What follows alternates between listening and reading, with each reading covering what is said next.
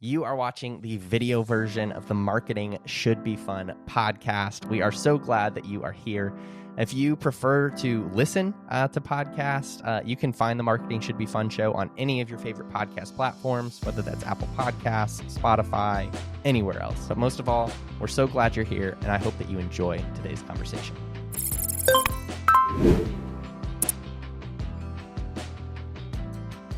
Welcome back to another episode of Marketing Should Be Fun. My name is Austin Savage. I'm here with my friend and business partner. I almost messed this up.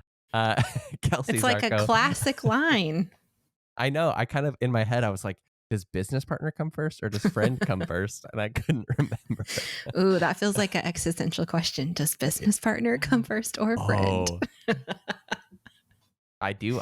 Friend is right. Like typically, right? Like the phrase is friend and business partner. Yes, you do say it that way.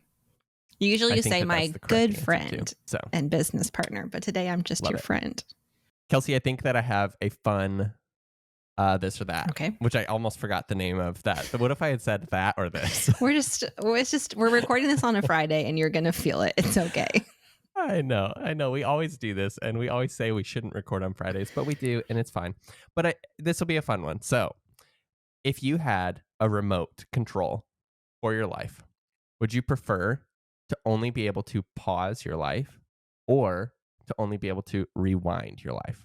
Oh, that is good. Where did you find that? I think I would say pause. Okay. Why? I think because I would rather spend time enjoying the moments that I want to like last longer than going back and like just trying to regret things or fix them. Dang. That was intense. You came up with the question. That's just my answer. What would you do? That's good. I was going to say pause for sure, but I was thinking like from, I guess that's true. Kind of the angle that you were thinking, kind of those moments that you're enjoying it would be nice to be able to like take them in like a deeper way. Yeah. I think, but I was also just thinking of it as a like productivity perspective. I'm like, if I could pause like the middle of my workday and just knock so much stuff out and then just continue it from there, I would be so much more productive and I could achieve so many more things. That's true. If you could pause, but then keep doing things while everything else was paused, that is a different scenario. I can see that. Yes. That's kind of how I envisioned it. But yeah, so that's kind of fun. I don't know. I feel like it'd be really stressful to have something like that though, because it would just be like, you would feel like you have to use it all the time. You know, like you'd feel like you have to, I don't know, make the most of some ability like that. Yeah, that's true. I feel like maybe this question came today because you're feeling overwhelmed by your to-do list. Is that what inspired I don't know what you're talking about. I have no idea what you're talking about. I did not just out you to the podcast listeners. All right. So today, to just move past that, no, I'm just kidding. Today we have a funner episode that we want to do and just kind of share 6 new types of content that we want to encourage you to try making, or just that these are just ideas, not necessarily encouragements that you should do these things, but just some ideas to switch it up with the content that you're creating.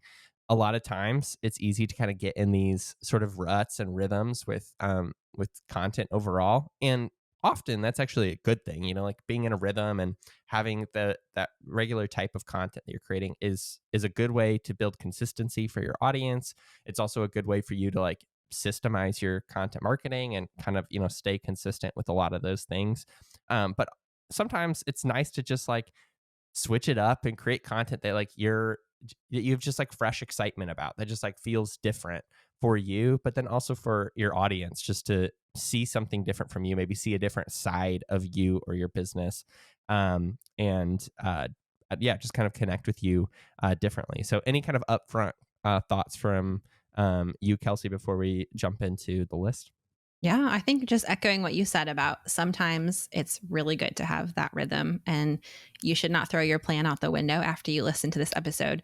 But it's also fun to have something new to try, to like challenge yourself as a content creator or as a business owner, and just to feel kind of like fresh excitement. And right now, I mean, you could listen to this episode anytime and do this, but it's also just a new season transition. And so sometimes it feels good to kind of have something fresh when there's a natural fresh transition into like fall or back to school or whatever that is, just to pair those together. Yeah. I love it. I have been watching a ton of high production video podcasts recently. Okay. Um, and like this is kind of new for me. Like I don't usually like I don't know. I there are times where I'll watch video podcasts, but I've like never been like an avid like hardcore just like video podcast, I don't know, listener or watcher. But I've been watching them and now I just have this itch. I'm like, I just can't wait to do this myself. That's so different than I feel like that's very like off brand for you a little bit. Like you're usually the real like Yeah, gritty in the moment, like it I doesn't have to be know. perfect. So this is an interesting switch for It's you. been so fun. I know this is not necessarily on our list, of course, but this is just kind of what I've been thinking of personally. But I just have been watching some of them, and it's so fun to see like the animations in the corner and like just the little details of like, little conversation moments. Not all video podcasts are that Mhm. way, but just some of the ones that I've been consuming recently have just been like, I can tell that this episode was in production for like probably 3 to 4 weeks, Yeah. just of like trying to get it like perfect and like catching all of these like little moments. Mhm. And I'm like, this just it's just really, really fun to watch. So I think sometime that is something that I'm going to explore in the near future of just like what it is like to produce something like as detailed as Yeah. that overall. Yeah. So, Push yourself anyways, creatively a little bit. I like it. yeah. So I hope that this list helps our listeners do the same thing. So the first thing on our list is something I also have been thinking about Yes, doing, you have. but I have not. But this is kind of something you see, especially on like TikTok Reels. You'll see a lot of people doing different types of like skits, like often with themselves. Mhm. You'll have like maybe they're just on facing on one side of the screen towards the other, and they'll like pretend to be one character. Maybe it's like a client or a customer or some person, Mhm. and then often it's like another either them or like another kind of character facing a different way or like wearing different clothes, those kinds of things. And it's just a fun way to like illustrate and give kind of picture to moments that you experience maybe in your business or in the work that you do, or to illustrate like something funny like between the two quote unquote characters or more. Mhm. I know that people often will like Yeah. have these crazy skits that they're doing. But personally, that's something that I have really been curious about trying. Like it's not a type of content that I typically create. Often my type of content that I create is holding my phone out in front of me Mhm. and just like recording a video about something. Like that's what I feel comfortable with. I would much rather like instead of sharing a graphic on my feed or something, I would much rather just say what that graphic says and then just talk about it for way too long and then share the video. That's what I like. But I really want to try doing more skits, and I think that it would be fun. Like that's something that is different and uncomfortable. I think for a lot of people, but it can kind of I don't know. It just shows that different side of you, and it's kind of just something fun to create. And so that's kind of why we wanted to have it first on the list. But what thoughts do you have on it? Yeah. Okay. The only thing I can think about right now is I'm sure so many of our listeners have seen this, but this is so popular on Instagram in so many ways. But the guy who does the skits of his firstborn, secondborn, and his thirdborn, have you seen those? Oh, They're I don't know if I'm so thinking of the same one, funny. but I yeah, He like acts out all of like this those. is, like your birth order for like trick or treating or, whatever it is. And then Yes. they're so funny. Yeah. Um, but I love that.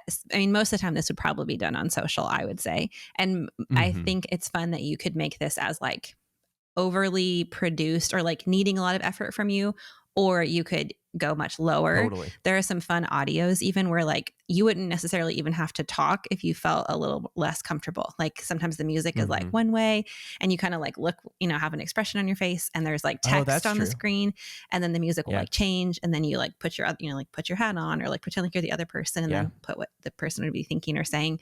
We've done this with some clients like a few different times. Yeah. And so you can make it as approachable as you need it to be. That's so true because I didn't even think about how you could do a quote unquote skit just with text on the screen. Hmm. Like you could do like a little moment where it's like, maybe you're washing the dishes and it's like client Yeah. thinking about this. And then it's like, showing, or, whatever. Yes. And then like the other side of it could, show the answer or the Hmm. response or, something like that. Hmm. That's a fun way to do that too. That's a really good idea. Yeah.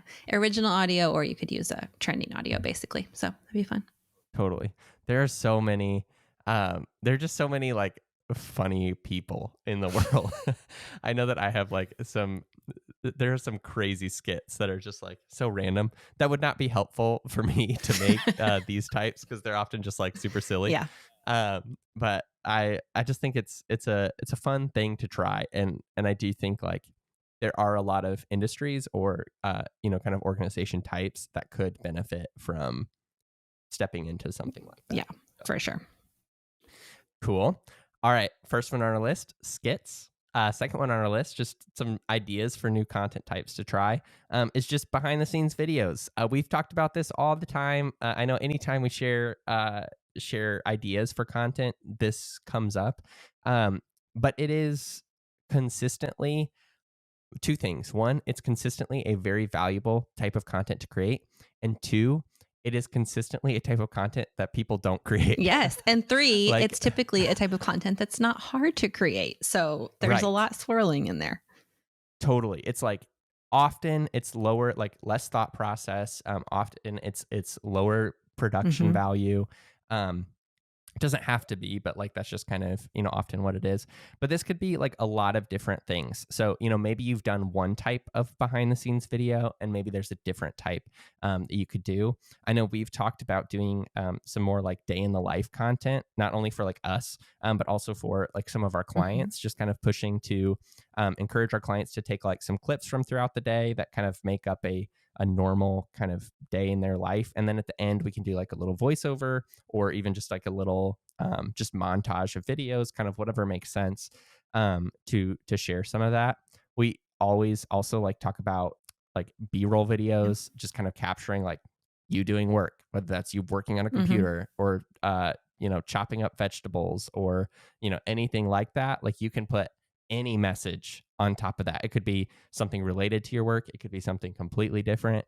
Like you can do so much stuff with that. And then another idea that I had too was like with behind the scenes, like you can also just think through like what are those questions that your audience has. So it's like, have they ever wondered, like, or do they wonder maybe how you make a certain food item if you're a restaurant, or how you systemize a certain task if you're a business, or if you're a car detailing company, like have you ever shared about like how you get out a certain type of stain, or like whatever Yeah. it is. I think like starting a behind the scenes video with like ever wondered how we fill in the blank, and then just like sharing what that is. It's a great like personal kind of layer back. It just kind of shows the how that ultimately communicates your expertise. So PRB, I'm going to go put that on every client content calendar because that's amazing. Love it. That's a great idea. I love it. Any thoughts that you had or any additions on Yeah. that? While you were talking, I was thinking both like top level and then practical level per usual. Mm, I think top level with behind the scenes, just to, if this feels like content that you don't think your audience would enjoy or you don't think it fits into your brand, just mm, remember, especially for social, that people are always on social media to connect. Like they are yeah, there for a lot of reasons, but the root of it is to connect with other people. And when you right. create that kind of content, it lets them connect to you as a human or as a person, and not just a Yeah. brand name. So I'm, even when you said, have you ever wondered how we make, like, I'm thinking like, oh, Starbucks, have you ever wondered how we make XYZ? Like, how fun would that feel Hmm. as a content consumer to come across a video where you're like behind the counter versus in front of Right. the counter? Like, that's what you want to do, is bring your Yeah. audience behind the counter in whatever, industry you're in. Yeah. Practically with the day in the life things too, I was just thinking like, this is like very, very practical, but that's just who I am and what I want to give you on this Yeah. podcast. Um, I love it. Even on Instagram, there's timestamps. And so a lot of reels and a lot of stories have consistently or have historically, and I've seen it kind of resurface, like use that timestamp and they'll just download Mm, like photos from their day with that timestamp on it and then just throw it into a big video. So that's a really I fun see. way and practical way that you could do this too. Again, if you're like, I don't want to talk, I don't want to, do all these high production things, Hmm. take a picture, throw a timestamp on it, put it into a video. Like it will be so simple. But it's really fun to consume then Totally. and to kind of see like, what are you doing all day? I want to know. Yeah. Does that mean like how long that photo's like going to show up, or is that like That means what time it in is. templates? That means like what time it is of the day that you're doing each thing. So you can put like, you can go to Oh, I see your, what you're saying. yeah. Okay, okay, So okay. I should explain it further. You can take a picture in your Instagram stories and then go to the little like stickers spot, and it has the Yeah, clock, and put like the time yeah. it is of each thing that you're doing. And then you can add those into a reel, and you really wouldn't have to add I anything get else to it. it. And it would kind of show people like, here was what was going on each time of my day that I did this. Wait, that's a good idea. That's fun. That makes the day in the life I want to do sound easier. Yeah, yeah. That's all about like making it accessible for, your capacity. Yeah. Okay. That makes sense now. I like it. All right. So a second on the list is behind the scenes videos, or photos, Yeah, I should say. that's true. Behind the scenes content. Yeah. And I wanted to add too, like with that ever wondered how we, fill in the blank idea too. Like that goes across platforms. Mm-hmm. Like you could have a whole podcast episode about something behind the scenes. Like ever wondered how I write a book. Like ever Yeah. wondered how I, like whatever it is, and just kind of sharing that content with people. That could be a blog post. It could be, an informative email, Mm-hmm. whatever that kind of content engine that makes sense for that is totally fine. Yeah. Um, Third thing on this list is something I actually just heard about, or I kind of heard this phrase this morning. I was watching a webinar, and they were talking about zero-click content, and they were really pushing. And I don't know that I 100% fully like think the same things as what they were saying, but they were really pushing this idea of really um, making like call to actions and next steps like an add-on to posts or things that you're sharing, or things that you're adding people, inviting people to, but making sure that the kind of core content that you're still sharing to email, social, whatever, almost like stands on its own, that people can still get enough value from that. They don't have to click on something to get value from you.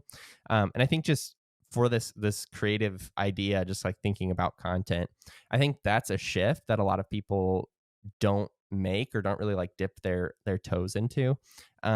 We really often think of content as promoting something, whether that's promoting a resource, promoting an event, promoting a product, whatever it is. And thinking about content in a zero-click way, I think can push us into some really creative ideas where, if we just don't give ourselves the option of like, we can't put a link here, we're not inviting somebody to take a next step in this post, then what value can we give them that is complete in how we're giving it, that is Mm. just pure value? This post is just to help you.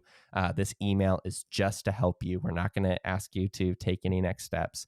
This podcast is just to help you. We're not asking, there's not a commercial, there's not a product promo. And I think that can push us into some of those creative ideas where we're forced to focus on the value that we can give. Mm. That was so good. I'm thinking too, as like a person who consumes content, a Hmm. lot of time, those types of pieces of content, I will go make the next step by myself. Like Right. I'll read something, I'll read a post on Instagram that was just like so inspirational and inviting, Yeah. but there's nothing else for me to do. But like, then I go click on their stories, or I go over and follow Mm-hmm. them, or, I hear some podcast guest, and then I'm like, they were so great to listen to. And I go find them on social or whatever it is. Yeah. So it's interesting to think through like, there's going to be a next step likely. But how Mm-hmm. organic are we creating those pathways, and how Yeah. non-organic? And there's room for both. But I think Right. like you're saying, we consistently think through the part that feels a little bit more forced, or maybe forced isn't the right word, Mm-hmm. but like formed, instead of Yeah. letting some of it just stand by itself and, leave the option open or the invite open. Yeah, it comes back to that trust thing too, that we've talked about in past episodes, where it's like, if we're asking our audience to trust us, we need to make sure that we are trusting them as well. And as we are giving value, that is something that requires a lot of trust from us towards our audience. We are giving away what we think Mm. for free. We're giving away, like our process or ideas or advice to our audience for free. And with that, comes the trust that we're saying, if this is helpful to you, is interesting to you, if you feel like there could be a deeper step with someone like me or an organization like us, then we are trusting you to take that next step. And I think it goes a long way. It's just it's kind of that push and pull of relationship. Mm-hmm. So well said. So good. What's our next one? Our next one is not as philosophically exciting as that one was, but Philosophical. but it's photo dumps. Okay, these are not new. First of all, if you are Wow, that sounds so exciting. okay, listen here, youngin. If you were around back in the days of the Instagram starting, these were like all anyone ever did. But I in was, thank you. okay, well, here we are. It has been common lately for like video to take over, and you hear a lot of that talk of like my feed is full of reels, whatever. They're great. True. I love reels too, but I have noticed this is kind of that whole like new to try again, not new concept in general. That photo dumps are really making a resurgence, and they're just fun. And I think specifically this is almost kind of fits in that behind the scenes category. So these could be photo dumps of like a trip you went on, or the first day of school, or a photo dump of like, here's our warehouse hanging out today, and it could be like a bunch of photos from that, but it could also be a mixture of behind the scenes and kind of sharing like a little bit of your expertise. Like maybe it's a conference you're at as a team and it's like a photo dump of that, but it invites people in to see like, oh, these are just like moments in time and memories. And and it also, from a algorithm standpoint, it makes them stop on your feed and scroll for a while, which is a great strategy that you can use smartly. So those are, again, a simple thing. They don't really often need a super long caption. You can just add them to your post and go for it. You could put these into a blog post, honestly. Like that used to be such a fun thing to like, scroll through these long blogs full of photos. So maybe just an inspiration to think through how you could do that creatively for your current content or industry. Yeah, I think getting in the rhythm, like you said, from an algorithm standpoint of like, it's taking people longer to get through that content. I think even from a human standpoint, like they're spending longer with your content too.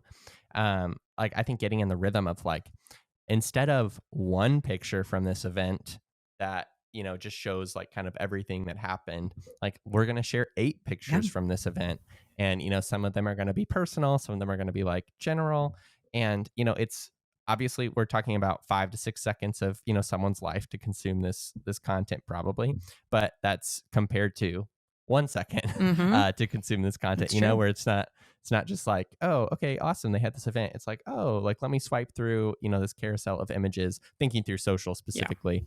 But I think that that's a just a fun rhythm, and like it's honestly probably easier in some ways to just say like, okay, we have a bunch of these images, let's share them all collectively, than trying to pick that one that's like, okay, this is really going to stand out. I think even on a platform like like LinkedIn or Facebook or something like that, when you're sharing that collection of images, I think it invites people to engage with that content in a deeper way too, where they just see, you just see that gallery, and it's kind of like, it's almost that curiosity of like what's hidden, because it's like I see these 4 photos, and then I see the plus sign, and it's like I wonder what else is there.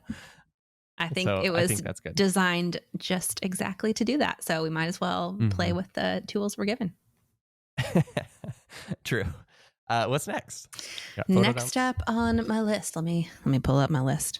Number 5 is utilizing content in a new to you way. This is actually probably one of my favorite on the list, because I think as content creators, or people who are creating content in some way, maybe you don't label yourself that, it can feel really overwhelming to think like, I've got to master the next thing, I've got to be on every platform, I've got to do all of the things. You don't. But sometimes it's a great encouragement to take one new step and try one new thing, show up on one new platform, do one thing in a different way. The specific example I have, just to give you like a practical example, is like if you're already creating reels or short form videos and you're not using YouTube Shorts is a great way to repurpose that content. So you don't feel like you have to do a completely new piece of content, but you could show up to a whole new space of people without having to double your work. That's good. I think just like this almost encapsulates this whole list, in some ways, where it's like, what are these new to you kind of ways? I love, your mention of, if you're creating real content and you have a YouTube channel, absolutely throw those over on YouTube Shorts. Like that is such a quick win. Even doing the same, like, even, I don't know if people always think about this, but like combining your Instagram and TikTok content, and just making sure that like you're creating things that go in both places. Like that's another just great way to do that. I feel like we've had a lot of conversations with clients recently. Just yesterday, I was on a meeting and they were just like really exploring like YouTube. Like this is Mm. just a client that hasn't. I mean, they have a podcast that like goes on YouTube, but like they don't really like, I don't know, try to leverage Yeah. YouTube as a platform in like the most effective way. And it was just really fun because this was like a new to them way of thinking about content. You know, they were like really digging into like how, if we were going to do this, like how would we do this? And that didn't include them creating something right in that moment. But I know that like that's starting that kind of line of thinking for them where they are trying to lay out, okay, so like, would we need a dedicated person to like create content here? Like, what equipment would we need? You know, what would kind of the inspiration that would feel true to our brand be like on this platform? And I think even just for people listening to this now, you know, just entering kind of that new season of the year and approaching the end of the year Hmm. overall, Yeah. like what are some of those fun ideas for you? Like where it's just kind of like, what would be something that's new to me that would just kind of that would be fun? That would be like kind of that way to just recover some of that excitement about content, you know, Hmm. overall. I think it'd be good. Yeah. I like that our examples were so different. Like one was like very quick and easy and just like put the thing you're doing on another thing. And Oh, then sorry. no, I'm making this is like an actual point. And then one was like, what totally new thing could we do that would require like Yeah. vision and like a different kind of excitement and maybe like longer Mm, thought. Like both of those are good. There's not like a right or a wrong in that. I think our brain likes to try to keep us safe in doing the easiest thing, but the easiest yeah. thing isn't always the thing that brings you most excitement or the thing that might move you along. And so don't be afraid to lean into Hmm. some of those new to you things that might not mean you produce something the next day, but at least you're starting the wheels turning and the conversation Yeah. happening. I love it. The last one that we have on our list is short form or long form content. Whichever one you are not doing, you should do the other one of those. And on this, like I was thinking kind of originally when I put this on the list, like I was sort of thinking like podcasting, or it's kind of like, okay, let's say you have a 30 to 40-minute podcast typically. Um, like you should challenge yourself. Like you should do something different. And, you know, one time you should have a long interview. Like you should just let a conversation flow for a long time and see what your audience thinks of it. Or you should do the exact opposite. Like if you have a 30 to 40-minute podcast, you should try having a 10-minute episode and see what people think of it. Like look at, ask people one, like what it's like, you know, Mhm. get the excitement going for it. But then also just see like, is there a difference in analytics between the two? Like, are more people listening to a shorter episode? Are more people listening to a longer episode? You know, what is kind of the curiosity here with our audience? And I think you could do the same thing on blogs and social as Mm. well, Yeah. and emails. Let's be All honest, of like it. all of these. Yeah, I think that we often try to be short and sweet. Like I think that's probably the typical. Um, and so if that's the case, like push yourself to do something longer. Like instead of creating a shorter blog, like create the ultimate guide for something. Mm. Or, you know, instead of creating, you know, maybe a just short photo and a caption for social, push yourself to share a, you know, 3 or 4 paragraph post that just kind of walks through something in detail. I think that that variety is really healthy for Mhm. like a content marketing approach. And it just pushes us to think about content in a different way. Yeah. So good. I think some people maybe don't even realize that there are options. Like maybe you think a Yeah. podcast has to be 30 minutes.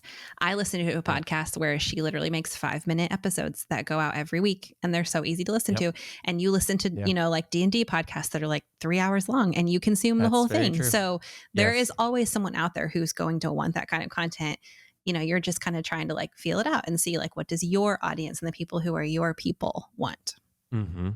Absolutely. Like I used to have a different podcast. It was a podcast we interviewed like local business owners in a community that I used to live in and I'm about to live in again. It's just this whole thing. Anyways, but most of those episodes were like pretty long. They were Yeah. usually like 70 to, I mean, probably 120 minutes, like somewhere in there. And you know, we had a couple that were like even a little bit longer than that, and that was long form content. That was like it was a very different type of content and just like creation process than like this podcast Yeah. is, or like some of the other, you know, content that we create is. And it connected in a different way. Like that was it. People really like connected with that style of content because we were able to dive deep into a story. We were able to really dive deep into, insight for different things that were happening in the community or like issues that were going on. And I think that content like that is an opportunity, even if you don't want to do that all the time. Like if you have a really cool opportunity to talk to someone who's huge in your industry, like, and you can make the most of it, I think that you Yeah. absolutely should do that, and should share that as just one kind of big just piece of content that people can consume. Um, yeah, challenge yourself. So that's what Yeah, that I comes like down it. to, I guess. Cool. Well, Kelsey, what are I'm gonna throw it to you here at the end because I always like to when You you're not do. expecting it. You do. But what are your final thoughts for today's episode? Yes. I would say you're probably doing something else right now while you're listening, like driving or, whatever it Mm, is. But take a minute to like sit for a second after you listen to this and think about what resonated with you most, what feels like the yeah, most next approachable step you could take, maybe what feels most approachable, and then what feels like a stretch, and write them both down. But make a plan, like have a minute where you don't just take this in yeah. and then move on, but you really use it to inspire you and do something new. And we can't wait to see what it is. Heck yeah. All right, we'll see you on the next episode of Marketing Should Be Fun.